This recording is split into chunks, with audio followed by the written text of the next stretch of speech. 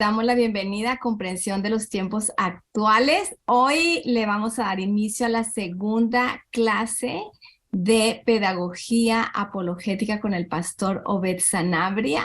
Y vamos a orar y le damos la bienvenida al pastor Obed. Señor, gracias por esta noche, gracias por el pastor Obed, por la palabra que tú le pones en su corazón, por el estudio, el tiempo dedicado a buscarte, a conocerte y a impartir lo que tú le das.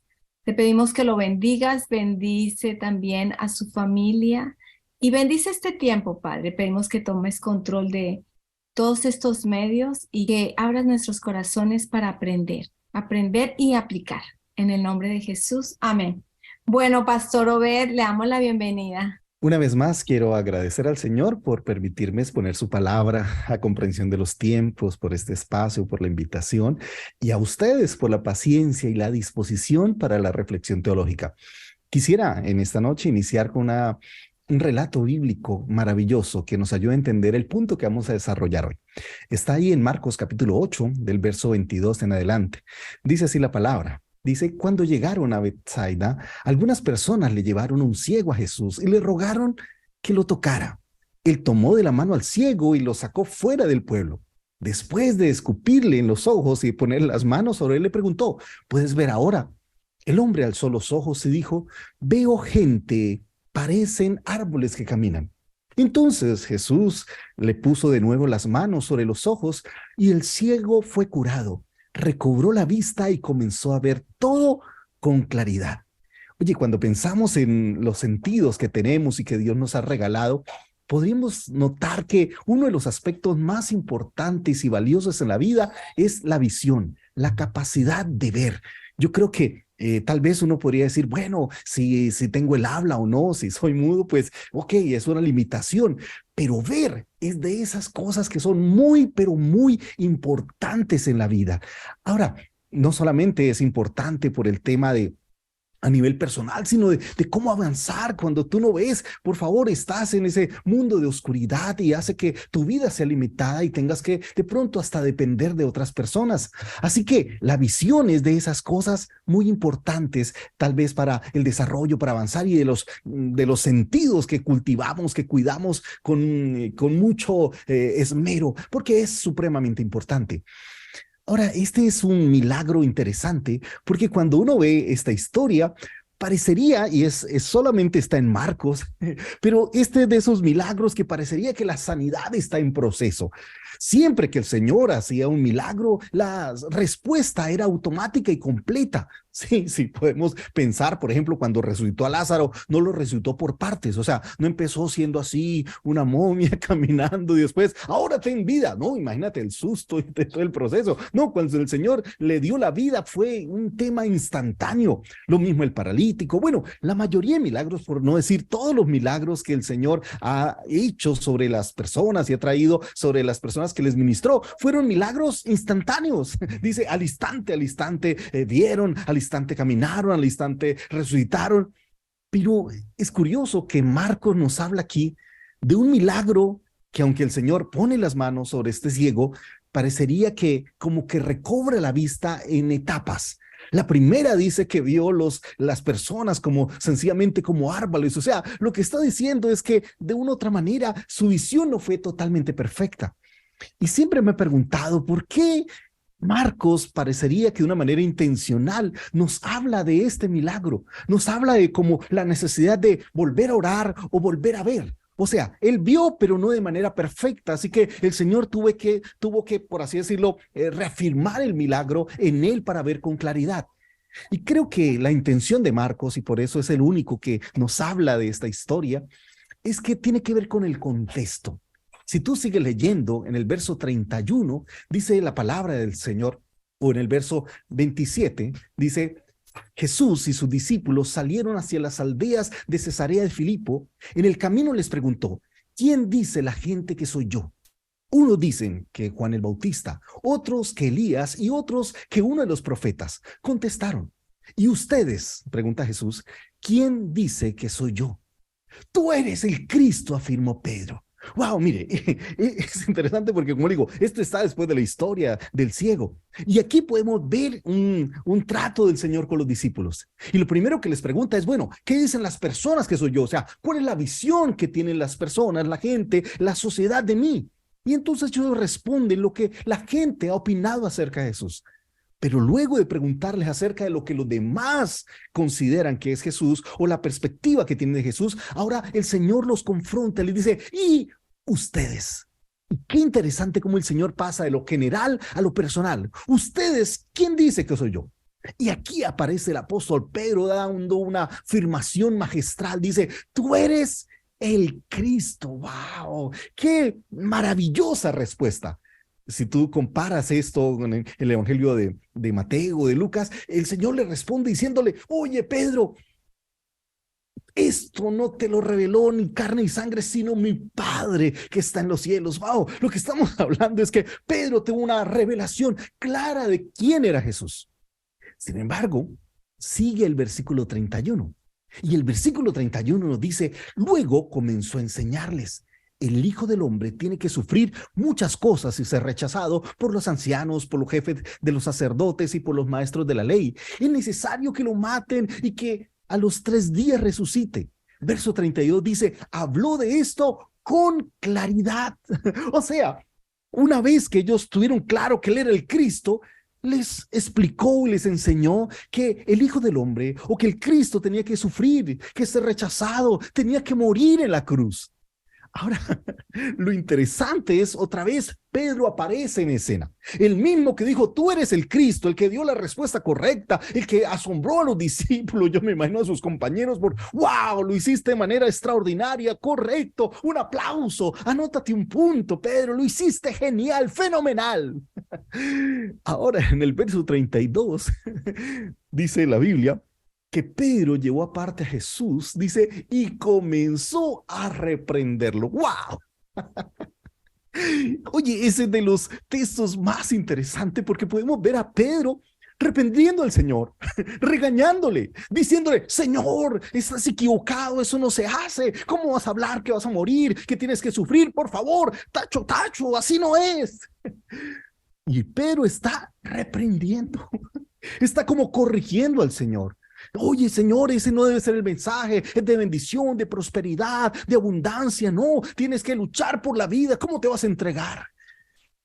Ahora, lo interesante es que Pedro reprende al Señor en privado, ¿no? Dice, lo lleva aparte. Y Jesús aprovecha esas palabras de Pedro y no le habla en privado, sino que ahora le habla en público.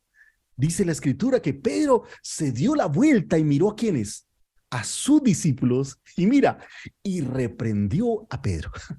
Ok, o sea, Pedro reprende al Señor en privado. Lo corrige, le dice, Señor, no debes hablar de esa manera. Así no se debe enseñar. Y ahora el Señor no reprende a Pedro en privado. No le dice, ay, Pedro, no, mire, es que se trata de esto. No, ni siquiera lo corrige, sino que le habla a todos los discípulos. Y mire cómo le dice, porque wow, es de esas frases fuertes. ¿Recuerdan? Mateo te dice, oye, esto no te lo reveló carne ni sangre, sino mi Padre. Y ahora, ¿qué le dice Jesús a Pedro? Le dice, aléjate de mí, Satanás. ¡Wow! Oye, ¿cómo es posible que en los versículos anteriores Jesús le dice a Pedro, lo hiciste bien, diste la respuesta correcta, tuviste una revelación de mi Padre, y ahora le dice, tú eres Satanás? ¡Wow! Ni siquiera lo hizo de manera diplomática, ¿no? Nosotros aquí tratamos de que las personas no se ofendan. Imagínate que yo le dijera a uno de mis líderes, una de las personas que están conmigo, que me trabaja, tú eres Satanás, aléjate de mí. ¡Wow! Yo creo que ahí diríamos, el pastor se enloqueció, me está faltando el respeto y por favor, haríamos un escándalo hoy en escena. Pero el Señor no tuvo ningún problema de identificar a Pedro, ya no como aquel objeto de la revelación del Señor o instrumento de Dios para explicar y exponer la identidad de Jesús, sino que ahora está siendo instrumento de Satanás. Dice, le dijo, tú no piensas en las cosas de Dios, sino en la de los hombres. ¡Wow! Lo que estamos hablando es que Jesús le está refiriendo que aunque Pedro había tenido una visión de quién era Jesús, todavía no había entendido qué significaba ser el Cristo. Sí, él tenía el concepto claro, tú eres el Cristo, pero aún así su definición del Cristo y su concepto de Cristo no estaba totalmente clarificado. Por eso el verso 34 dice, entonces llamó a la multitud y a sus discípulos. Y aquí no se refiere solo a sus discípulos. Primero, recuerden, Pedro lo llama, lo reprende. Ahora el Señor reprende a Pedro junto a sus discípulos y ahora llama a la multitud junto con los discípulos y dice, si alguien quiere ser mi discípulo, les dijo, que se niegue a sí mismo, lleve su cruz y me siga, porque el que quiera salvar su vida la perderá, pero el que pierda su vida por mi causa y por el evangelio la salvará. Lo que estamos hablando aquí es que ya no estamos hablando de una visión física. Recuerden, en el caso del ciego, él tuvo una visión parcial y ahora el Señor tuvo que corregir esa visión y darle una visión con claridad. Y lo mismo pasaba con los discípulos. Aunque habían llegado a ese punto de entender que Jesús era el Cristo, todavía no habían comprendido con claridad el mensaje. No habían comprendido con claridad de qué se trata el reino de los cielos o los principios de Dios. Por eso aquí lo que Jesús plantea es que en Pedro también hay un problema de visión. Y por eso, si tú miras, como decía el apóstol Pablo y hablamos ayer, acerca de cambiar nuestra manera de pensar, cambiar nuestra manera de ver las cosas. Y tanto que el Señor le dice ahí en el verso 33, dice, aléjate de mí, Satanás, cuando le habla a Pedro, dice, ves las cosas solamente desde el punto de vista humano, no del punto de vista de Dios. Lo que quiere decir el Señor es que aunque somos cristianos, no, no, no significa que tenemos la visión correcta o la visión completa. Significa que al ser cristianos necesitamos evaluarnos y revisarnos si hemos tenido la visión de Dios o seguimos mirando aún el cristianismo. Seguimos mirando aún la vida cristiana, no desde el punto de vista de Dios, sino desde el punto de vista humano. Y creo que ese es el llamado del Señor. Y por eso el Señor le está diciendo a Pedro, Pedro, mira, tú no estás viendo desde el punto de vista de Dios, sino estás viendo las cosas, aún la vida cristiana y aún este proceso discipulado desde el punto de vista humano.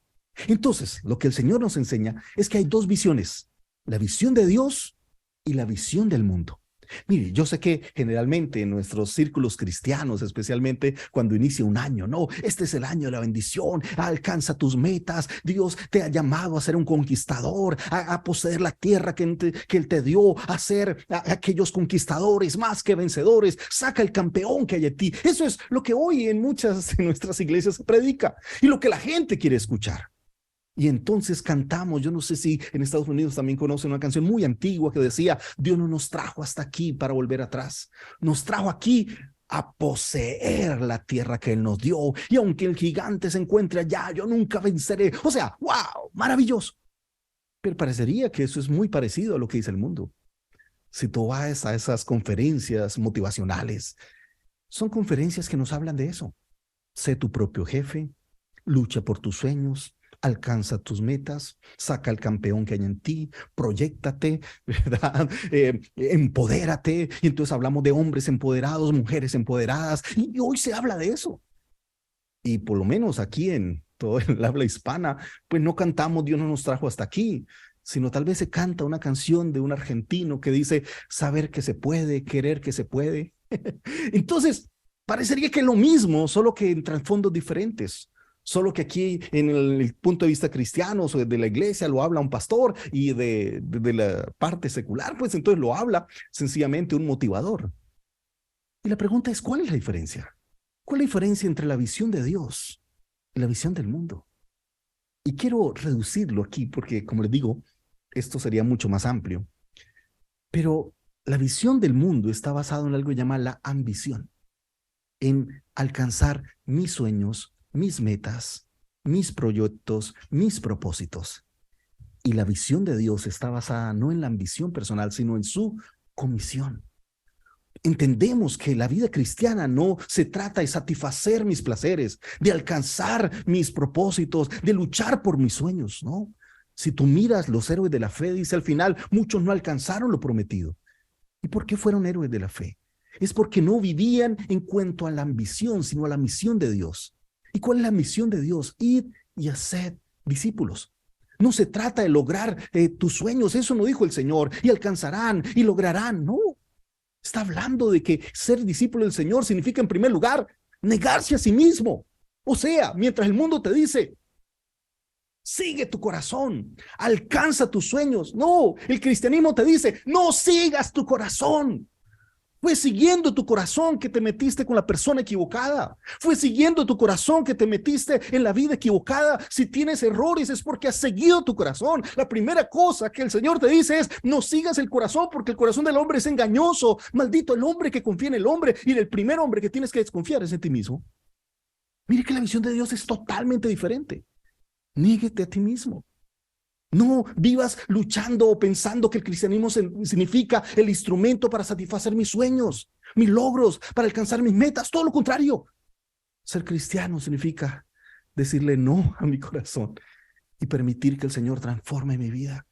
Significa tomar la cruz. Significa sufrimiento. Significa aún pagar el precio. Yo sé, hoy estamos en una búsqueda de iglesias funcionales. Si me funciona, ahí estoy. Si no me funciona, la dejo. No, la vida cristiana y la iglesia no se trata si te funciona o no. Se trata de la formación que Dios quiere hacer en ti. Voy a decir esta frase que va a sonar muy fuerte y perdón, pero Dios no está tan interesado en defender tu estatus o mejorar tu estatus. Está más interesado en transformar tu vida. En eso está más interesado. El tema de las riquezas, el tema de tu estatus, Él ya lo tiene garantizado en toda una eternidad. Calles de oro, mar de cristal. Tranquilo, eso Él ya lo tiene. La provisión de tu riqueza, ya Dios la tiene. Dios quiere tomar ese tiempo para transformarnos, para cambiarnos. Y no que las riquezas sean malas, por favor. Y no estoy diciendo que tener un auto o tener una casa o estar bien económicamente sea algo malo. Lo que estoy diciendo es que para Dios es más importante la transformación. Por eso Él vino a decirnos arrepentidos, o como decía el apóstol Pablo, cambiar nuestra manera de pensar. Y eso es lo que a Dios más le interesa. En primer lugar, lo que Dios busca en nosotros es que tengamos una cosmovisión clara, es que cambiemos esa percepción que tenemos. Ahora, yo sé que el día de ayer y hoy he repetido una palabra, cosmovisión. ¿Qué significa cosmovisión? Bueno, habrían dos definiciones. La primera es visión o concepción global del universo. Es como tú concibes todo lo que te rodea. Otra definición sería una manera de ver e interpretar el mundo, una manera de ver y de interpretar los tiempos que estamos viviendo. Ahora, unas sinónimos de cosmovisión sería como óptica, perspectivas, presuposiciones, valores, o una frase que hoy se habla mucho, esquema mental. Entonces, eso es cosmovisión. ¿Cómo tú concibes el mundo que te rodea? ¿Cuál es el tema? Eso pasa como cuando nosotros, por ejemplo, los colombianos vamos a otro país, ¿sí? Se nota en otro país que somos colombianos, porque podemos salir de nuestra nación, salir de nuestro entorno, de nuestro lugar de vivencia, pero seguimos llevando a Colombia en el corazón. Aunque físicamente tal vez no estamos allá, en el corazón todavía estamos arraigados. Y puedo ir aún en los países como aún Estados Unidos y paso por esas calles donde hay negocios de colombianos. Tú ves ahí la bandera de Colombia, tú ves ahí el hablado colombiano, tú ves ahí costumbres colombianas y el Día Nacional, entonces se pone la camiseta colombiana del equipo de fútbol. Pero sí, nos sacaron del país, pero no sacaron a Colombia del corazón. Y eso mismo pasa con la iglesia cristiana. Salimos del mundo, pero no necesariamente el mundo salió de nuestro corazón. Y por eso debemos revisar cuál es nuestra cosmovisión. Ahora, esa cosmovisión es algo que hemos adquirido en la vida, aún sin darnos cuenta. O sea, cosmovisión es todo lo que tú has adquirido, por el cual llegaste hasta aquí. Voy a ponerte un ejemplo. Es por la cosmovisión que has adquirido en toda la vida, que por ejemplo en lo que es Latinoamérica y Centroamérica, nos han enseñado que la mamá es la persona más importante. Por eso lo que es, por lo menos en Colombia, el Día de la Madre es un día sagrado. Es un día en el cual es profundamente celebrado. El Día del Padre ignorado. Porque en nuestra sociedad nos ha dicho es mucho más importante. Y por eso aquí hay mucho matriarcado, hay mucha madre que dice, madre no hay sino una, y entonces veneramos su esfuerzo, sacrificio. Y hay mucho padre ausente, mucho padre que evade su responsabilidad. Y eso ha afectado aún las relaciones. Entonces, pero otra vez, ¿dónde viene eso? De la cosmovisión que hemos aprendido sin darnos cuenta socialmente. Por ejemplo, por nuestra cosmovisión nos han dicho que para ser alguien en la vida tienes que educarte. Tienes que alcanzar un pregrado, posgrado, maestría, especialización, doctorado, para que tú seas alguien, para que te puedan escuchar. Porque si no has estudiado, no eres nadie. ¿Quién te dijo eso? ¿La palabra? Ah, perdón. Yo pensé que para que ser alguien era ser imagen de Dios. Ya lo tienes. Tu valor no está en lo que sepas en tu intelecto. Tu valor no está en los títulos que tengas ahí en la pared. Tu valor está en que fuiste creado a imagen y semejanza del Señor. Y el Señor mismo te dice, a mis ojos fuiste de gran estima. Daré hombres por ti y naciones por tu vida. Por favor. Y no tiene que haber, y porque tú estudiaste, porque tienes tantos títulos, porque tienes PhD, porque has logrado. ¿No? Pero es la cosmovisión social que te dice, si tú no estudias, no eres nadie. Si no alcanzas un título, no eres nadie. Es más, si no tienes una casa, si no tienes un buen auto, si no tienes un buen trabajo o una buena empresa, no has alcanzado el éxito. Porque parecería que en nuestra cosmovisión el éxito tiene que ver con el dinero, el éxito tiene que ver con los logros. ¿Y eso qué lo ha traído? La cosmovisión. Y sí, venimos al Cristo, venimos al Señor, cantamos alabanzas, pero seguimos trayendo esa cosmovisión. Por eso, así como el Señor tuvo que orar 2 veces por este ciego, tal vez necesitamos que continuamente el Señor nos limpie, nos purifique nuestros ojos, para que nos quitemos las gafas del mundo, la cosmovisión del mundo y tengamos esa visión correcta. Por eso el Señor, a través del apóstol Pablo, decía, transformados por medio de la renovación de vuestro entendimiento. Y esa palabra transformado es algo continuo. Todo el tiempo tenemos que revisarnos. Todo el tiempo tenemos que evaluarnos. Todo el tiempo tenemos que empezar a meditar si lo que concebimos, si lo que pensamos se ajusta a la palabra de Dios o a la cosmovisión del mundo.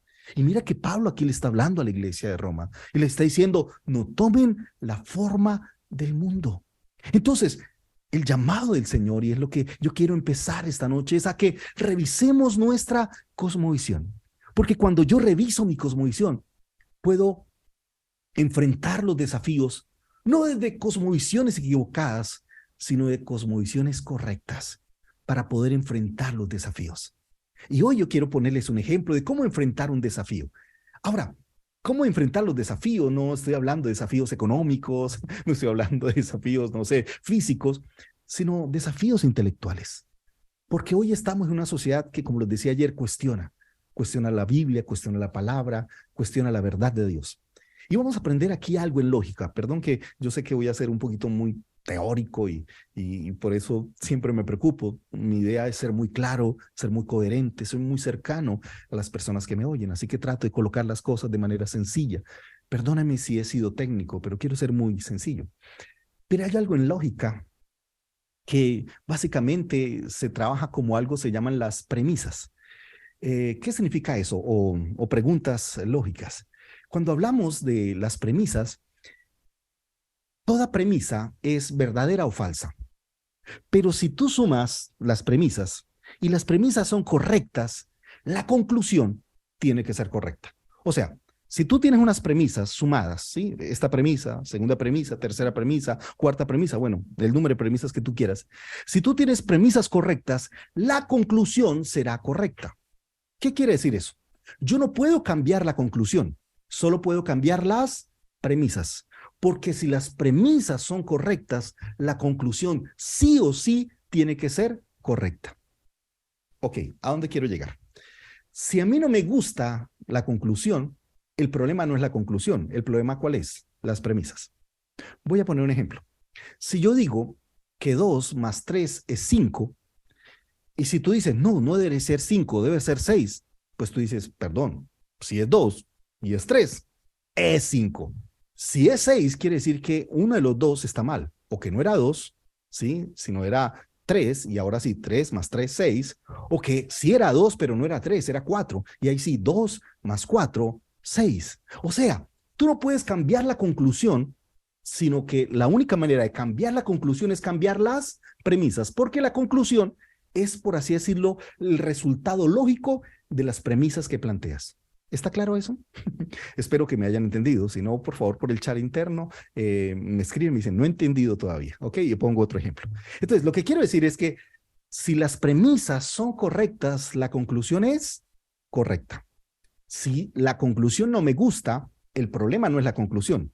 El problema es la formulación de algunas de las premisas. Entonces, quiero poner un ejemplo de lógica, ¿ok? De lógica filosófica, pero que tiene que ver con la fe también. Y esta es una manera de decirlo de una pregunta que todos nos hacemos, pero al final les digo cuál es la pregunta que hay detrás de estas premisas. Premisa número 1 dice, Dios es amor y todopoderoso, ¿ok? Premisa número 1. Premisa número 2, Dios no quiere que en el mundo haya maldad, ¿sí? Premisa número 2. Premisa número 3, en el mundo hay maldad, ¿ok? Conclusión, si la premisa 1 es correcta, si la premisa 2 es correcta, si la premisa 3 es correcta, la conclusión es, ese Dios de amor y todopoderoso no existe. ¿Cómo tú respondes a este análisis? ¿Cómo tú respondes a estas premisas? ¿Sí? Entonces, premisa número 1 te dice que Dios es amor y todopoderoso. La premisa número 2 te dice que Dios no quiere que en el mundo haya maldad. La premisa número 3 dice en el mundo hay maldad. Conclusión, ¿cuál es? Ese Dios de amor y todopoderoso no existe. Yo sé, todos los que estamos aquí, espero, somos cristianos. Y no nos gusta esa conclusión. Nos incomoda la conclusión. ¿Cómo que no existe? Dios sí existe, si yo lo veo, si lo siento, si lo he cantado. ¿Cómo? Pero ¿cómo respondo a este argumento? He dicho que Dios es amor y todopoderoso. He dicho que Dios no quiere que en el mundo haya maldad. He dicho que en el mundo hay maldad. Entonces el filósofo te dice, bueno, ¿cómo es posible que Dios sea amor? Y fuera eso es todopoderoso, porque eso cantamos, eso predicamos. Y tengamos claro que Dios no quiere que en el mundo haya maldad. Pero en el mundo hay maldad. Entonces quiere decir que ese Dios no existe. Miren, esta es una manera filosófica de una pregunta que se dijo mucho aún en la pandemia. Si Dios me ama, ¿cómo permitió que mi padre, que mi esposo, que mi hijo, que mi hija muriera? Muchas personas se han hecho esa pregunta. Si Dios es amor, ¿por qué permite la maldad? ¿Por qué permite las violaciones? ¿Por qué permite toda la corrupción social? Esa es la pregunta. Y otra vez, detrás de eso, de una manera más filosófica, más lógica, pues serían estas 3 premisas. Ok, quiero que piensen por un momento, ¿cuál es la premisa que tiene problemas? Como les dije, si no nos gusta la conclusión, quiere decir que alguna de estas 3 premisas están mal. Y quiero que la piense. ¿Cuál de esas 3 premisas están mal? ¿La primera, la segunda o la tercera? Empecemos de abajo hacia atrás. Alguien diga, no, es que no es cierto que en el mundo haya maldad. Por favor, ¿en serio? Si hay algo que tenemos todos claros, es la cantidad de maldad en el mundo. Alguien decía que no vamos de generación en generación, sino de degeneración en degeneración. Entonces, esa premisa es cierta. Claro que en el mundo hay maldad. La segunda, alguien dijo, no es que Dios no quiera, sino que el Señor permite. Otra vez.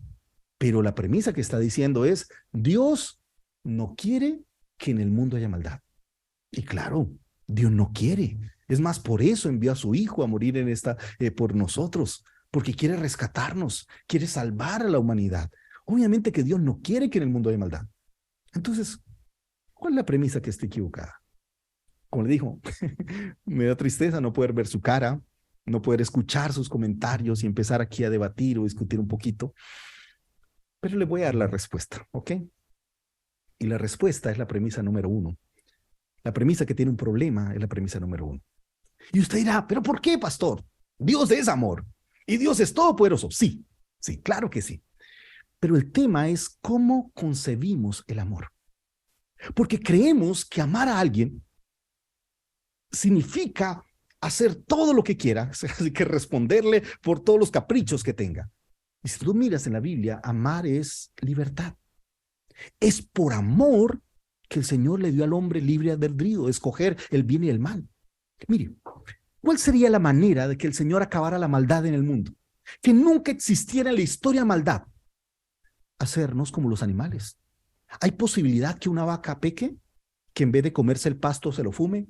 Uy, qué pasto tan bacano, soy una vaca bacana. ¿No? Ella sencillamente responde al diseño de Dios. Ella no dice, ay, estoy cansada de comer pasto, mañana voy a comer carne.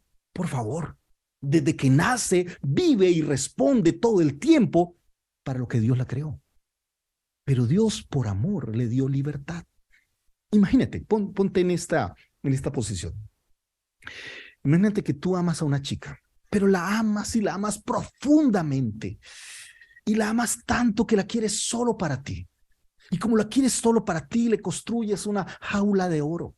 Y fuera de eso, entonces, como no quieres que ella se vaya con otro hombre, sino que te vea solo a ti, porque tú la amas, entonces la droga para que viva contigo sin pensar en otras personas y se concentra todo en ti. Tú le das todo lo que quieras, tú la atiendes, tú la cuidas, tú la consientes, pero obviamente no la dejas salir de la casa, porque no la dejas exponerte a dañar la relación, a destruir el hogar, a destruir la armonía. Entonces tú la mantienes en la casa, nunca la dejas salir y fuera de eso la drogas para que ella solamente esté pensando en ti. Tú dirías, ¿eso es amor?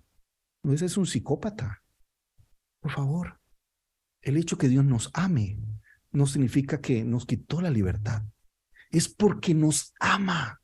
Es porque nos amó profundamente que nos dio la libertad de escoger lo que Él ofrecía o sencillamente una salida. ¿Qué era el árbol de la ciencia del bien y del mal? Una salida. Es decirle, mire, te estoy creando un paraíso. No necesitas nada, pero te dejo una puerta. Porque el amor no obliga. El hecho de que Dios nos ame no significa que no nos haya dado libertad. Todo lo contrario, amor significa libertad. Pero en segundo lugar, amor también significa disciplina. Hay un pasaje que lo deja muy claro. El padre que ama a su hijo lo corrige. Amor no es alcahuetear. Y yo creo que eso lo explica mucho la historia que todos conocemos, la del hijo pródigo. Si tú miras, hay un hijo que tomó la decisión de irse a la casa. Pregunto, ¿el papá será que no sabía lo que empezó a sufrir el hijo? Donde estaba aguantando hambre, donde nadie le daba, donde se le habían acabado los recursos. Yo te pregunto, ¿será que el padre no sabía? Claro que sí, claro que sí. Si lo sabía el hermano mayor. ¿Recuerdan cuando llegó este que ha consumido tus bienes con ramero? O sea, da hasta más detalles que lo que el historiador o Jesús cuando relata la historia habla. Él sencillamente cuando habla del hermano menor dice, desperdició sus bienes viviendo perdidamente. ¿Quién es el que da detalles exactos en qué se gastó la plata? ¿Qué significa eso desperdició? El hermano mayor. Estaba dateado. Sí, tal vez no, en esa época no había redes sociales, no había Facebook, pero sí había chisme. Y como sea llegó la información. Ahora pregunto, ¿será que el padre no lo sabía? Claro que sí. Pregunto, ¿por qué no le mandó dinero? ¿Por qué no le dijo, oye hijo, te llamo, te envío esta consignación, te envío con este mensajero una platica? ¿Por qué no le envió dinero? Porque si le envía dinero no vuelve. Él necesitaba permitir que esa experiencia de su vida lo hiciera reaccionar, lo hiciera volver en sí, lo hiciera recapacitar. Casi que estaba diciendo, mire, que esto que está viviendo, que esto que está experimentando sea una lección de vida para que retorne. No se trata de falta de amor. ¿Se trata de qué? De entender que no lo quiere tener ahí por obligación, que no quiere decir, hijo, te voy a traer obligado y tienes que vivir conmigo y vivir y jamás salir de mi casa. No, está esperando que él vuelva en sí, está esperando que se arrepienta, como al final pasó. Obvio que Dios no ama la maldad y Dios no quiere que haya la maldad, pero Dios permite las consecuencias del pecado. Mire, en Romanos 1 dice, Dios los entregó. ¿Con qué propósito?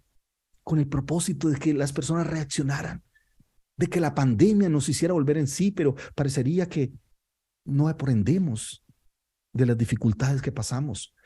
El Señor le hablaba al pueblo de Israel, la llevaré al desierto y allí hablaré ese corazón. Dios a veces permite momentos difíciles en nuestra vida. Dios a veces permite las consecuencias de nuestros actos, no porque no nos ame, todo lo contrario. Es que nos ama tanto que su deseo es que la experiencia que vivimos, que esto que pasamos nos haga reaccionar, nos haga despertar, nos haga entender que hay una realidad. Por eso el Señor permitió la muerte, porque era una manera de salvar la humanidad. Imagínate un Hitler que nunca muera. Imagínate un Nerón que nunca muera. Imagínate ese asesino, ese violador que nunca muera, por favor. No habría límite en la maldad. Obviamente Dios nos diseñó para que vivamos la muerte. Sencillamente Él permitió la muerte como una manera de salvarnos, de rescatarnos, de redimirnos. Por eso, más allá de evitarnos la muerte, envía a su Hijo para que muera por nosotros, para que Él nos redima, pague el precio en nuestro pecado. Entonces, el problema que tenemos en nuestra cosmovisión de amor, creemos que como Dios nos ama, tiene que evitar a toda costa la maldad. Todo lo contrario, es porque nos ama que nos dio libertad. Y la maldad que estamos viviendo no fue el resultado de ese amor, ni de su deseo, fue el resultado de nuestras decisiones. Y podemos colocar la historia del hijo pródigo. El hijo pródigo vivió la miseria, el hambre, el hecho de que nadie le daba nada. Nunca fue el propósito del padre. Pero el padre siempre lo estuvo esperando. ¿Esperando a qué? A que volviera en sí. Por eso es muy significativo que cuando el hijo regresa, ¿quién es el que sale a recibirlo? ¿Quién es el que corre? Y al correr, alguien decía que lo que está haciendo aquí el padre es proteger su vida. Recuerden lo que el padre le dijo al hermano mayor. Dijo, mira, tu hermano muerto era. ¿Por qué? Porque en la época, en la cultura, un hijo que deshonrara a su padre era digno de muerte. Así que cualquiera de sus siervos podía tomar venganza de la deshonra a su padre, a su familia. Y aquí el padre está diciendo, no, yo lo protejo. Por eso le cambia el estatus cuando le coloca calzado. Porque recuerden, al no tener calzado significa que era un esclavo. Los esclavos no tenían calzado. Le pone un anillo, le da autoridad, lo protege, lo guarda, lo lleva a su casa. ¡Wow! Eso es gracia. Eso es amor. Entonces, la maldad que vemos es el resultado de alejarnos de Dios, de la ausencia de Dios, de el no haber escogido a Dios, sino escoger nuestro propio camino.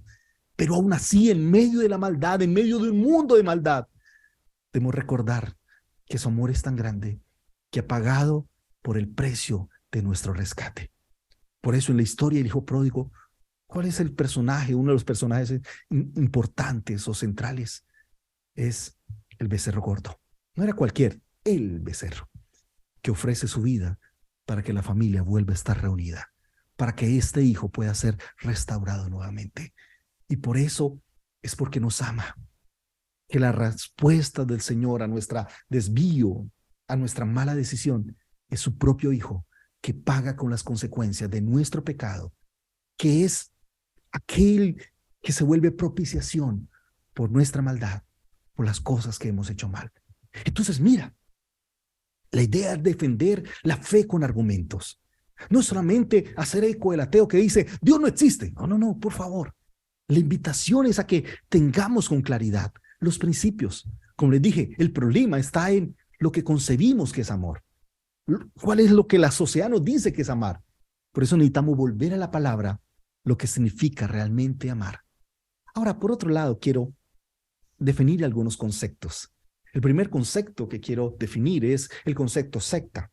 Ahora, siempre que hablamos del concepto secta, lo asociamos simplemente a grupos religiosos, ¿no? Apartados de la sana doctrina. Y por eso es eso, secta, sectario, que significa una desviación o la pertenencia a un grupo que tiene una motivación, tal vez posiblemente por una necesidad psicológica o emocional, pero que se ha apartado de la sana doctrina cristiana. Por otro lado, la palabra doctrina tiene que ver con el sistema de creencias que forma parte cada religión. Por ejemplo, nuestra iglesia tiene una doctrina y estas creencias, pues una doctrina, y cuando hablamos de sana doctrina, tiene que ver que está enfocada en la palabra o basada en la palabra. Por otro lado, también tenemos otros conceptos como el ateísmo. Ahora, ¿qué significa el ateísmo? El ateísmo no solamente es decir no creo en Dios, ¿no? Porque eso es un ateo, pero hay dos tipos de ateos. Está el ateo básicamente dialéctico, ¿sí? Que tiene que ver con, el ateísmo científico, ¿no? Que él dice, no, es que no he podido conocer a Dios. Entonces, él trata de explicar, ¿no? A través de su filosofía, su racionamiento, que es imposible hablar de Dios o creer en Dios. Ahora, ese es el ateo que yo he llamado filosófico, dialéctico, ¿ok? O dogmático. Pero también hay otro ateo, que es el ateo práctico. ¿Y cuál es el ateo práctico? Es aquel que no le interesa conocer a Dios, que es más, vive como si Dios no existiera. Se vuelve Dios a sí mismo. Sencillamente, él vive bajo su cosmovisión.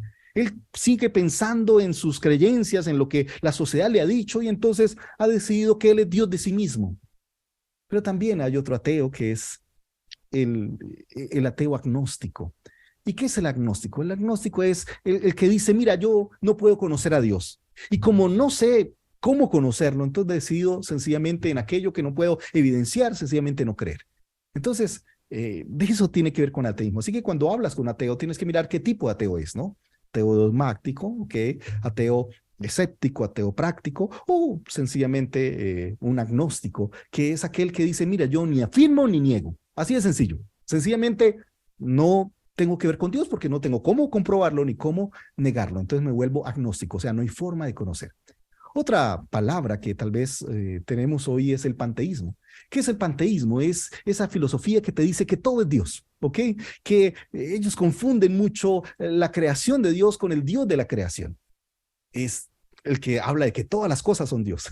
Recuerdo alguna vez que me encantaba una canción que es muy conocida a nivel hispano, que decía, solo le pido a Dios que la vida no me sea indiferente. Y es una canción que llama mucho la atención, la letra es muy bonita, hasta que escuché el autor de la canción. Y le hicieron una pregunta muy interesante, le dijeron, bueno, para ti, ¿quién es Dios? Y él dijo, para mí Dios son los árboles, las plantas, es el cielo. Para mí Dios es yo mismo. Entonces cuando hablo de solo le pido a Dios, es solo le pido a mí mismo, que la vida no me sea indiferente.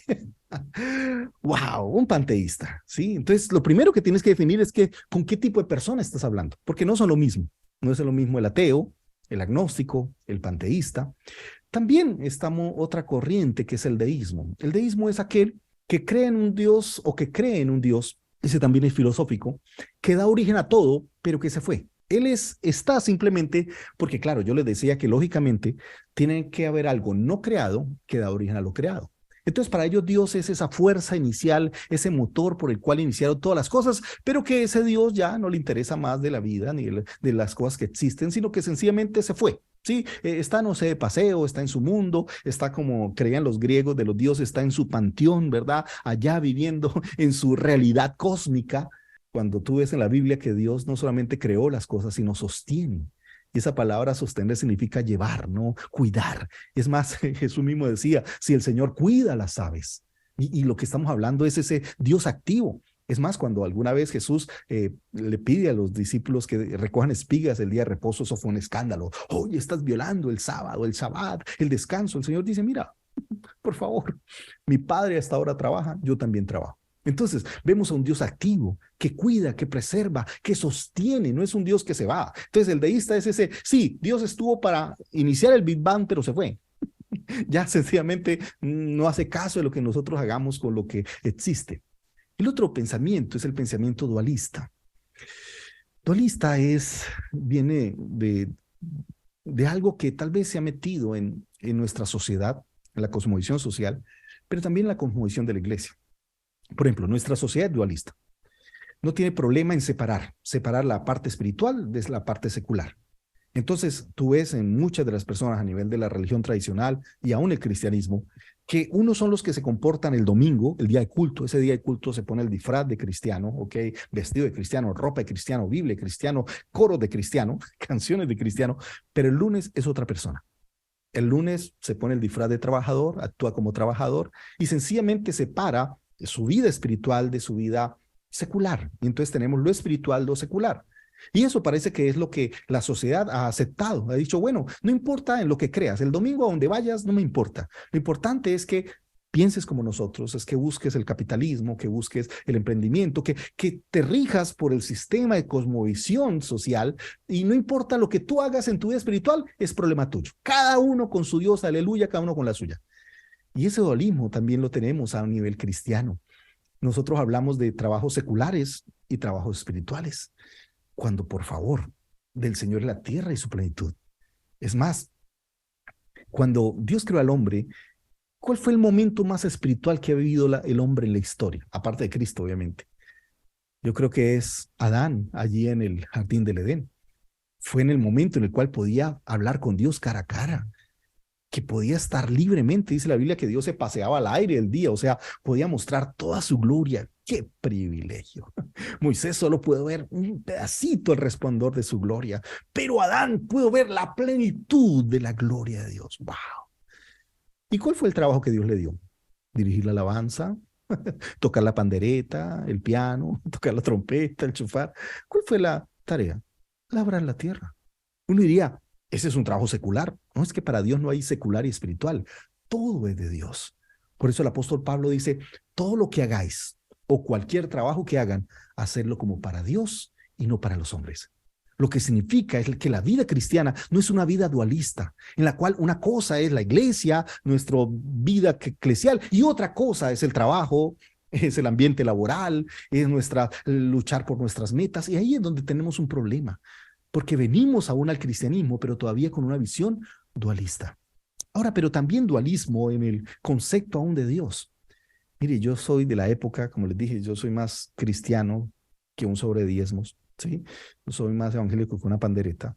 Ok, toda mi vida mis padres son pastores, mis primeras canciones fueron cristianas. Yo no supe que fueron canciones no cristianas, ya de grande, ok, cuando tenía que tal vez dedicar una canción a una chica que me gustaba, pues no podía dedicarle las canciones de la época, ¿no? Poderoso, ¿no? O Dios está llamando a la... O sea, por favor, entonces por primera vez escuché boleros y canciones así con letras muy bonitas, pero toda mi vida, por favor, en la casa era prohibido escuchar algo que no fuera cristiano. Así que lo que escuchaba era los voceros de Cristo, los más modernos era Estanislao Marino, Dani Berríos, bueno, esa era mi música de niño. Um, pero si hay algo que tenía claro es que en esa época empezó una corriente no sé cómo llamarlo, de guerra espiritual. El culto que se respetaba tenía que haber un demonio, tenía que haber un endemoniado, alguien que se reprendía y que hablaba. Y el deseo de todo predicador era hablar con el demonio, preguntarle, ¿no? ¿Y cómo es él? ¿Y en qué lugar se enamoró de ti? ¿A qué dedica el tiempo libre? ¿No? Todas esas cosas, ¿no? Y el demonio me dijo, se hablaba más del demonio que de Dios. Recuerdo que en mi escuela dominical me enseñaron una canción que decía, el diablo es un glotón, también un barrigón. O sea, por favor, no quiero seguir hablando de la canción porque es una vergüenza. Pero parecería que se le daba tanta importancia a Satanás como a Dios. Y parecería que en ese también hay un dualismo, ese bien mal, ¿no? Como creen un poco todos los orientales, ¿no? El yin yang, ¿no? Que por un lado está el bien y el mal en una lucha coexistente y que el bien tiene algo de mal y el mal tiene algo de bien. Por favor, eso no existe. El poder de Dios es superior, Él es soberano. Si tú ves cómo se describe a Satanás mismo ahí en Job, ¿no? Yo diría, Satanás es un siervo de Dios, así Él no lo quiera. Entonces, la perspectiva de la Biblia es que Dios es soberano, que Él está por encima de todas las cosas, de todas las cosas. Entonces, por eso el llamado de Dios es a que no haya ese dualismo, esa cosmovisión dualística no corresponde a lo que el Señor nos invita. Todo lo contrario, el Señor nos invita a que todo nuestro ser, recuerda lo que leíamos, ¿no? Amar al Señor tu Dios con todo tu corazón, con toda tu alma, con toda tu mente y con todas tus fuerzas. Y yo creo que a eso es lo que nos invita, a cómo vivir una vida cristiana, no desde el dualismo, sino de la plenitud de nuestro ser. Recuerden que el gran mandamiento es amar a Dios con todo tu alma, con toda tu mente, con todas tus fuerzas y con todo tu corazón, que es el primero. Pero, ¿qué significa amar a Dios con toda la mente? ¿Te has preguntado eso? ¿Qué significa que en mi manera de pensar también se involucre en mi amor a Dios? Recuerden lo que aprendíamos también de la carta del apóstol Pedro, que nos habla acerca de estar preparados para dar una explicación, pero debemos hacerlo con humildad y respeto. Así que frente a eso, quiero terminar con dos reflexiones de la palabra. Lo primero que nos invita la palabra es a tener un pensamiento crítico. Ahora, ¿qué significa un pensamiento crítico? Recuerden, es un pensamiento crítico, no un pensamiento criticón. Porque a veces los cristianos tomamos esas posturas de que todo lo criticamos. Esta iglesia hace esto y ahora la teología de la prosperidad hace esto y nos volvemos criticones de todo. ¿Ok? Y todo el tiempo estamos juzgando al católico, al mormón, al testigo de Jehová, al ateo, al evolucionista. O sea, y estamos casi que criticando a los demás. Pero, ¿qué significa un pensamiento crítico? En primer lugar, tener un pensamiento crítico significa tener primero autocrítica.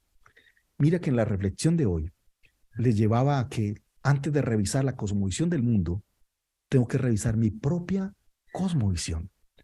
¿Qué de la cosmovisión del mundo es lo que yo vivo, es lo que yo creo, es lo que yo concibo en mi vida? Y creo que en la iglesia cristiana nos falta mucha autocrítica, porque parecería que decimos, todo está bien, ¿no? Como dijo el borracho, decía, como vamos, vamos bien, y lo llevaban del cabello a punta de pata. Por favor, no, necesitamos empezar a revisarnos. Y por eso me encanta cómo la palabra se define como un espejo. Y la pregunta es, ¿para qué sirve un espejo? Para revisar cómo estoy. Si no fuera por un espejo, no sabría si estoy peinado o no. No sabría si estoy de pronto manchado, mi cara o mis dientes. O sea, necesito un espejo porque el espejo me revela las cosas que yo no puedo ver por mí mismo. Y por eso necesitamos todo el tiempo revisarnos delante de Dios. Que el Señor desnude nuestro corazón, que desnude nuestra alma, que podamos ver en nuestra vida las cosas que están mal. Hace unos meses, mi esposa siempre tiene la costumbre de preguntarme, amor, ¿qué vas a predicar? Y había hecho un estudio de proverbios acerca de la pereza. También está ahí en el canal de YouTube. Y me dijo, ¿vas a hablar de la pereza? Me dijo, pero tú no eres perezoso, tú eres un trabajador y yo también soy trabajador. Yo le dije, sí, pero el Señor descubrió mi corazón, mi alma. Y no solo me habló de las perezas laborales, sino me habló de las perezas emocionales. Tal vez hay cosas que yo no soy afectivo, no digo las palabras por pereza. Cuando era novio, tal vez no tenía pereza de decirte palabras bonitas, de invitarte a una salida. Y yo sé que podría ser mejor esposo, pero a veces tengo que reconocer que me da pereza. Y muchas de las cosas que las hago es por esas perezas. También no he sido buen amigo. A veces a mis amigos pasan meses y ni los llamo, ni le dedico un tiempo para tomar un café. Y no porque no pueda, a veces es por pereza. Prefiero crearme en la casa viendo una película, una serie. Prefiero sencillamente perder el tiempo, procrastinar y no tomar un tiempo de cultivar una amistad. Así que tengo perezas aún afectivas a mis amigos, pero también reconozco que tengo perezas pastorales. Podría visitar más, podría tomar más tiempo con las personas, charlar, pero a veces no lo hago por pereza. Claro que podría hacerlo, claro que podría sacar el tiempo, pero a veces tengo esas perezas pastorales de no ir a ella, no buscarla, de tomar tiempo y tal vez digo, se fue, bueno, vendrá otra que ocupará su lugar. Por favor. Y empezamos a revisar. Y entonces mi esposa me dijo, ay, amor, yo también tengo algunas perezas. Y el Señor empezó a quebrantar nuestro corazón y el día que estaba preparando la palabra, nos miramos en un momento porque hablamos de nuestras perezas y fuimos muy sinceros, perezas como padres también, perezas como esposos, perezas como amigos, perezas en todo el sentido, aún con nuestros padres mismos también. Y recuerdo que llamé a mi amigo en esos días, estamos hablando, y me dijo otra vez la pregunta, yo, ¿qué predicaste? Le dije, el Señor me habló de las perezas. Dijo, qué bueno que yo no soy perezoso. Y entonces les pensé explicar que así como las perezas laborales traen ruina y destruyen nuestra vida, las perezas, por ejemplo, en las relaciones de pareja, destruyen nuestro hogar, destruyen nuestras amistades, destruyen nuestras relaciones como padre. Y así como las perezas laborales pueden llevar a la ruina, también las perezas emocionales pueden llevar a la ruina en las relaciones, en la familia. Así que, por eso cada vez que hablamos la palabra, no solo debo pensar en cómo el Señor le habla a los demás, cómo nos habla a nosotros. Y tal vez necesitamos revisarnos como iglesia si nuestra manera de pensar es correcta, porque hemos cometido muchos errores. Por favor, de interpretación de la palabra, de aplicación de la palabra, aún con la actitud que hemos tomado con las personas que piensan diferente a nosotros, hemos sido un poco groseros, hemos sido un poco difamadores, Y sí, creyendo defender y protegernos de unos pecados, hablamos con vehemencia de temas como sexualismo, aborto, pero toleramos otros pecados como la mentira. Y por ejemplo, cuando el Señor habla acerca del homosexual, lo pone al mismo nivel del gritón, de la gritería, de las malas palabras, de las mentiras, de las iras, al mismo nivel. Nunca pone eso como un pecado especial. Así que hemos sido tolerantes, misericordiosos con los otros pecados de la lista, pero hemos hecho mucho énfasis en cosas que la palabra del Señor nos invita a hacer énfasis. Se nos invita a tener otra actitud, otro corazón, otro comportamiento. Así que, por favor, si la sociedad misma nos mira como unos agresivos, es tal vez porque nosotros no hemos tomado la actitud de Cristo, no hemos tenido el corazón del Señor, no hemos entendido qué significa ser luz, qué significa ser sal. Y cuando el Señor compara a la iglesia con la sal de la tierra, casi que hace toda una denuncia profética. En la época de Jesús, cuando se hablaba de la sal, era lo más valioso, tanto que ahí viene la palabra salario, porque para esa época la sal era lo más valioso. Decía, no hay nada más útil que el sol y la sal, porque la sal era considerado algo muy valioso. Hoy cuando hablamos de la sal es algo de lo más barato. Es más, en Colombia se habla, usted es un refisal o bulto de sal, o usted está salado, significa que está de malas. En vez de ser una concepción positiva, hoy en día es algo negativo. O sea, en la época de Jesús, decir usted está salado, oye, usted está de buena, usted está bendecido, usted está valioso. Pero hoy en día salado es todo lo contrario. Es alguien que vive en desgracia, es alguien que está mal, es alguien que ha caído en descrédito. Y por eso, ¿qué pasó? ¿Cómo pasó la sal de ser algo lo más valioso a lo más insignificante? Tanto que mucha gente prefiere comer sin sal. Y si come con sal, con muy poquita. Tal vez porque no hemos desvirtuado. Y el Señor dice, si la sal pierde su sabor, pero también dice pierde su importancia, su valor, su utilidad. Y hemos dejado de ser útiles para esta sociedad. No hemos sido la luz que el Señor espera. Y por eso necesitamos autocrítica. Porque más allá, la Biblia no me invita solamente a criticar a los demás. Y entonces aquí vamos a hablar en contra del testigo de Jehová, en contra del mormón y criticarlos a ellos y cómo están equivocados. No, el llamado de Dios es a criticarnos primero a nosotros. Por eso recuerda lo que el Señor decía, ¿okay? A través del apóstol Pedro. Dice, manténganse siempre con limpia conciencia. O sea, lo que estamos hablando es que antes de criticar a los demás, primero tenemos que ser críticos de nosotros. Si no hemos tomado la actitud correcta o incorrecta. Por eso siempre que yo hablo de temas delicados, lo primero que tengo que hablar de perdón. Porque la iglesia a veces ha asumido posturas y sí, tal vez el mensaje es el correcto, pero la forma de dar ese mensaje es el incorrecto. La forma de acercarnos a las personas es el incorrecto.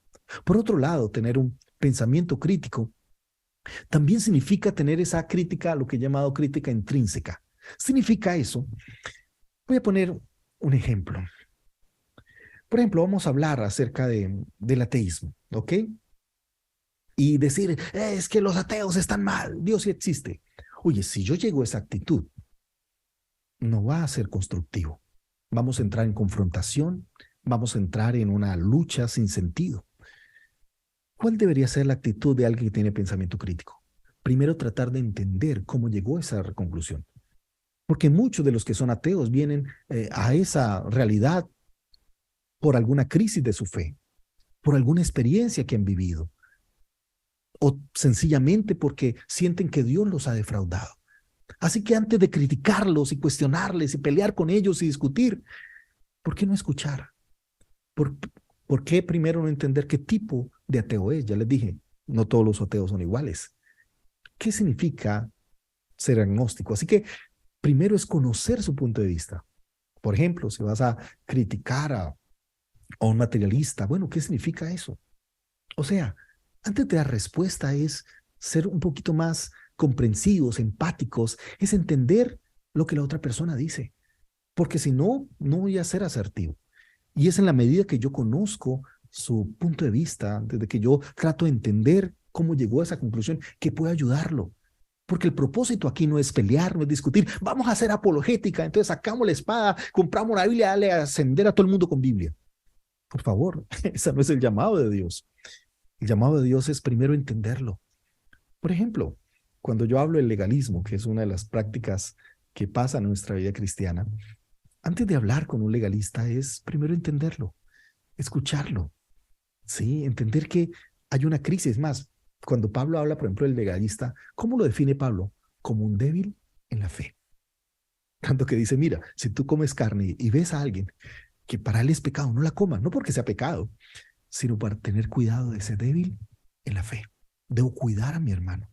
Entonces, por eso yo no puedo hablar al legalista diciendo, tú estás equivocado, es que eso ya está pasado de moda, es que la Biblia dice, wow, por favor, con mucho respeto, con mucho amor, y demostrarle con la misma palabra que él llegue a la misma conclusión y claridad, que él pueda encontrar en la palabra respuesta y filtrar y que él mismo se dé cuenta de su error. Por eso, por favor, ser un apologeta no significa ser alguien que entra en confrontación. No es como asumir la postura de una religión muy conocida, que va casa por casa buscando pelear con los demás. No, por favor, primero la relación antes que la razón. Mira, ¿cuál es el concepto que tenía la gente de los publicanos? Lo peor, lo peor. ¿Cómo llega Jesús ante Zaqueo? Diciéndole cochino, pervertido, corrupto, sinvergüenza, ladrón. No, dice Zaqueo. Mire cómo lo llama con respeto. Por eso decía Pablo con el apóstol Pedro, perdón, con mansedumbre y respeto. Te dice, yo quiero ir a tu casa. Yo no sé cuál es el diálogo. Me encantaría saber qué fueron lo que hablaron Jesús y Zaqueo. De verdad me encantaría saber. Pero yo solo puedo ver el fruto. Jesús no le dice, ve y vende todo lo que tienes o devuelve la mitad de las cosas. Él mismo llegó a la conclusión. Él mismo dijo, mira, la mitad de mis bienes doy a los pobres. Y si en algo alguien he ofendido o le he robado, se lo devuelvo cuadruplicado. Wow. Yo creo que estamos llamados a ser verdaderos apologetas. No apologetas que entran en la confrontación, redes sociales, y estamos en contra de estos grupos de la agenda, cuidado, y entonces peleamos contra, somos los cazapeleas, peleamos contra Disney, peleamos contra los colegios, contra el gobierno, y sacamos y hacemos pancartas y, ay, por favor, seamos aquellos de pensamiento crítico, que primero se han criticado a sí mismos, primero se han evaluado, segundo que tratan de entender el problema, tercero yo lo he llamado como la crítica arquitectónica, o sea, buscamos qué hay detrás, qué es lo que sostiene esas posturas de consumismo y materialismo. Sí, vimos el mundo de ideologías, tanto derecha y de izquierda, y aquí no es tomar la derecha tiene la razón o la izquierda tiene la razón, por favor, nosotros no estamos basados en ideologías, estamos basados en la palabra de Dios. Y qué bueno tratar de mirar lo que hay detrás de esto. Y es siempre mi visión, por ejemplo, en mi país. Yo critico tanto, como digo, con respeto a los de la derecha como a los de la izquierda. Y siempre hablo acerca de las cosas que son peligrosas de esta postura ideológica y de esta otra postura ideológica. No para hablar que una es mejor que la otra, no, por favor. Todas las posturas tienen por lo menos cosas que benefician a nuestra sociedad. Así que no es criticar por criticar, no es asumir y posturas ideológicas que a veces es lo que caemos los cristianos, reproducimos lo que dice el político, reproducimos lo que el mundo dice. Por favor, estamos llamados a proclamar la palabra de Cristo con amor y con respeto, sin entrar en confrontación. No en llegar a confrontar, a criticar, entonces, ay, el pastor Obed me dijo, y entonces yo salgo en las redes sociales y le denuncio todos los pecados, y aquí el testigo de Jehová y el adventista. No, no, por favor, por favor. Yo creo que la primera cosa es, entérese bien, aquí solo estoy dando como el pescado, dejando una espina, sí, simplemente dejando una idea, ponerlos a pensar. A eso tal vez es el propósito. Así que si tú quieres, por ejemplo, conoces a alguien que tiene una desviación teológica o doctrinal, quiero que lo hagas con mucho respeto, ¿sí? Si tienes un amigo, primero entérate, conoce un poquito más. Segundo, trata de entender cómo llegaron a eso, o sea, de escucharle, cómo esta persona llegó a tener esa creencia. Tal vez hay una historia familiar, tal vez una historia de tradición, tal vez, o sea, no es llegar a una voy a poner un ejemplo, una persona que tiene creencia católica, a decirle, idólatras, tira a esa virgen o desecha a esa virgen, que eso no es de Dios y estás adorando idolatría, esos demonios. Por favor, por favor. Como les dije, no es la actitud, y apologética no significa eso. Apologética es con respeto, con amor, ¿ok? Entendiendo que es importante acercarnos, escuchar, dialogar, ser amigos. Es importante primero la relación antes que la razón. Y voy a ponerte un ejemplo. Digamos que llegas aquí a la esquina de un parque, ¿ok? Y pasa alguien y te dice que por favor le prestes $100, que mañana lo devuelves. Pregunto, ¿tú le darías así a un desconocido los $100 prestados? ¿Sí? Con la esperanza que te daba de devolver. Tal vez tú no entregas esa plata. Y si son 500 menos, si son 1000 menos, tú lo necesitas. Ahora, si tú no entregas dinero a un desconocido, ¿cómo vas a entregar tu fe? Pero ahora, si es tu amigo, si esto es tu familiar que te dice, préstame $100 que los necesito ahora y la otra semana te los pago, tú le dices, claro, tranquilo. Y no tienes ningún problema en dar los 100, es más, puedes dar hasta mucho más si puedes, porque hay una relación de confianza. Entonces no esperes que una persona de la noche a la mañana renuncie a sus creencias, a lo que ha vivido toda la vida, sencillamente porque tú le dices que lo que dices es lo correcto, que él esté equivocado y tú tienes la razón. No, así no se llega allá. Primero gánate la confianza, entra en una relación de respeto, de sinceridad. Muchas personas que los he evangelizado empezaron por criticarme, por ser pastor, por ser teólogo, y hacían chiste de mí. Yo sencillamente escuchaba con respeto, sonreía, pero no decía, y los católicos son peor, y el sacerdote que me dice, no, no, no, sencillamente me reía y no pasaba nada. Y poco a poco fueron respetando eso. Y en la medida que yo di respeto, así no recibiera respeto, poco a poco me fui ganando el derecho o la oportunidad de que me escucharan. Y con respeto, al principio no hablaba, era más lo que escuchaba que lo que hablaba. Pero después, cuando daba mi opinión, ya conocía lo que ellos pensaban y podía mirar cuál era el problema de fondo. Y eso me hizo ganarme el derecho de conversar, de dialogar, de que cuando tuvieran un consejo me buscaran y me dijeran, nos has dado confianza, ven, te abro mi corazón. Y podía ministrarles, podía orar por ellos. Entonces, primero la relación antes que la razón, ¿ok? Entonces es importante lo que yo hablaba, pensamiento crítico, un crítico que no es criticón, sino que primero entiende a la otra persona antes de hablarle, de responderle, de ayudarle a entender la verdad y ayudarle a salir de ese error.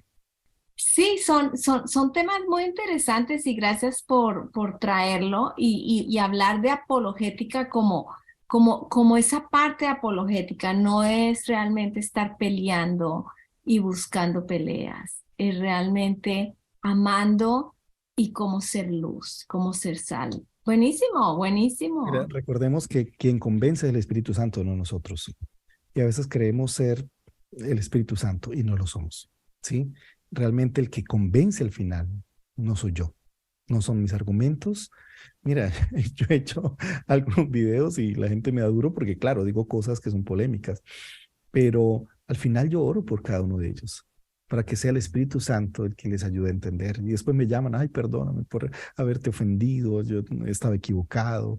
Eh, pero yo entiendo eso, que por muy claro que pretenda ser, si no es por el Espíritu Santo, esto no funciona, no tiene sentido. Entonces, por eso cada día dependo más de Él y oro al Señor que Él ayude a entender que más allá de mi torpeza, de mis limitaciones, de, por así decirlo, sí, de mis límites que tengo y barreras, tal vez culturales, sociales, sí, en todo el sentido, que sea el Espíritu Santo usando. Siempre he dicho que Dios no obra tras de mí, sino a pesar de mí. Entonces, creo que es ahí donde debemos recordar que solamente somos instrumentos de Dios y que al final Dios pondrá la palabra exacta, la actitud exacta. Mire, yo me he sorprendido porque obviamente en mi cabeza yo armo toda la estrategia y cómo le voy a hablar, pero el Señor siempre me sorprende porque lo que lo convenció fue algo que yo nunca lo pensé. Es más, fue una palabra que dije accidental, ni siquiera la había pensado, sino que en ese momento se me ocurrió decirla y de pronto esa persona que estoy hablando dijo, gracias, eso es lo que me ayudó a entender. Yo dije, yo nunca había pensado en eso. Fue lo que el Espíritu Santo trajo en ese momento. Entonces, eso es lo lindo, entender que apologética es dejarte usar por Dios, que seas un instrumento del Espíritu Santo para que el Señor tome tus palabras y puedas decir las palabras correctas en la actitud correcta. Y recuerda que el Espíritu Santo, el fruto es amor, gozo, paz, paciencia, ese dominio propio para que no te dejes levantar o exaltar o entrar a confrontar. Es más, si tú sientes que tu ánimo se está alterando, ora, Espíritu Santo, dominio propio. Dominio propio. Recuerde que si no tienes dominio propio, vas a tener el demonio propio. Entonces, por eso, más bien que el Señor te ayude a controlar y que sean palabras sabias que construyen, que edifican. Dios le bendiga.